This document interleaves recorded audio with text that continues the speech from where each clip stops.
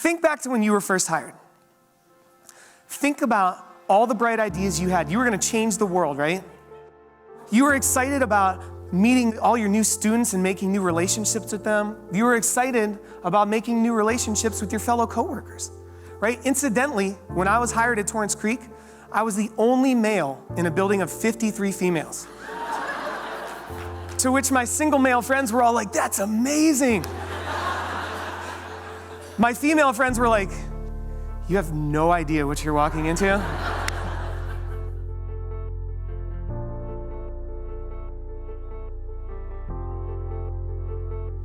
You start facing the same problems every day.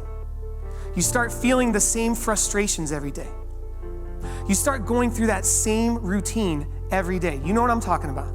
I'm talking about endless staff meetings, difficult students, weekly team meetings, difficult coworkers, ILT meetings, PLC meetings, BLT meetings. For those of you in this room that are not educators, I promise you I did not make that last one up.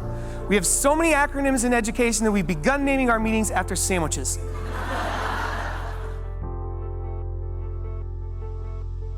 I'd been getting a little frustrated with my job and frustrated with my lessons because I felt like I knew exactly what was going to happen before it happened.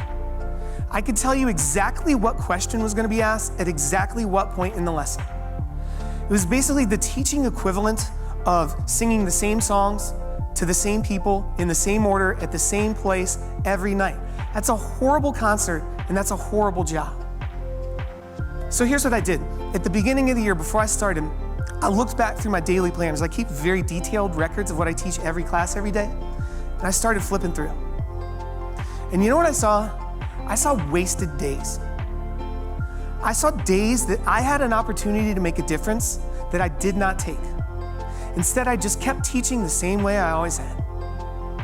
Now, if you looked back through your year, and be honest, how many wasted days would you find?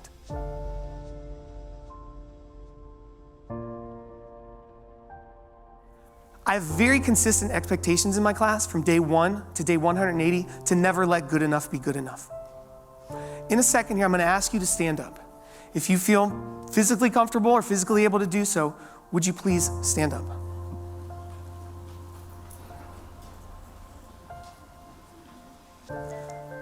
Thank you very much. Enjoy that stretch. Now you can have seats.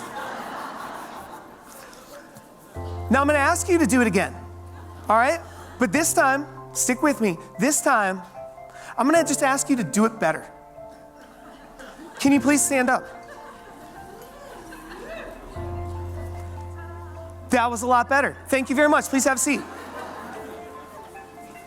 Now I'm gonna ask you to do it one more time.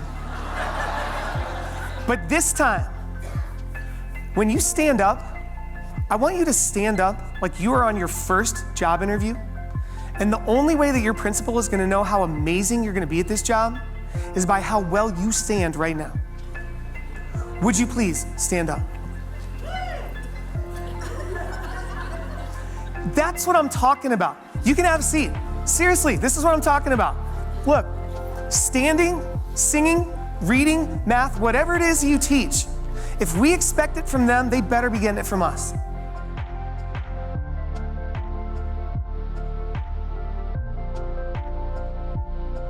How many times have we all thought, ugh, I've got Johnny this period, freaking Johnny. It's gonna be 45 minutes of this, right?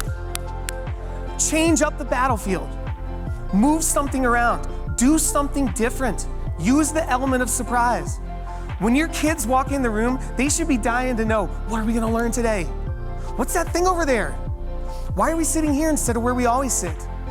We can't just stand up and deliver content and expect them to want to learn. We have to teach in a way that makes them want to devour it. That is how you reach these difficult students, all right? Do something different. Take a risk. Watch them open up and learn for you.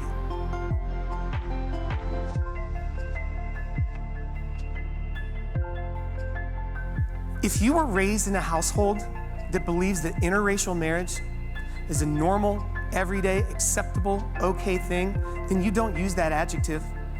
You don't call it interracial marriage. It's just marriage. The kids in my class are being raised not to call these kids with autism, they're just kids. They sit next to them. We do all the same things together. We learn together. We sing together. They are just kids. Think about how that simple shift in mindset, think about what that does for the possibilities for that kid as they grow up. Think about what it does for the compassion level of the rest of the class. See, that compassion, it spreads through the class. It spreads into the grade level, spreads into the building. That compassion spreads from the building back home.